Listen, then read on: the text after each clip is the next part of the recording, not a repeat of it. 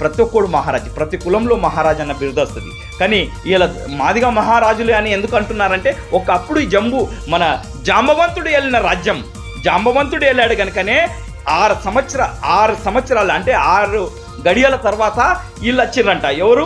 ఆర్య బ్రాహ్మణులు. అంటే ఆర్య బ్రాహ్మణులు ఈ దేశానికి రాకముందే ఈ దేశాలని వెళ్ళిన వాళ్ళు, అది జాంబవంతుడు కనుకనే ఇలా మహారాజులని మొట్టమొదటిగా ఏ దప్పు మోగించైతే పండుగలకు నుంచి మొదలు పెడితే చావు దాకా, లేచి నుంచి అంతం దాకా మోగే వాయిద్యమే దప్పు. ఆ దప్పు కరకరలలో ఉన్న రోషం, పౌరుషం దేనికంటే దానికి తెగింపే శక్తి ఏదైతే ఉందో దాన్ని బహిర్గతం చేసి ప్రజలకు ధైర్యం, చైతన్యాన్ని ఇచ్చేదానికే ఇలా విశారదన్ గారు చేస్తున్న అద్భుతమైన కార్యక్రమాలు. ఇలా ఈ దేశం యొక్క పునాది నరం ఎక్కడున్నదిరా, మనిషిని యొక్క బతకాలంటే అది రాజ్యాంగం అని, ఆ రాజ్యాంగాన్ని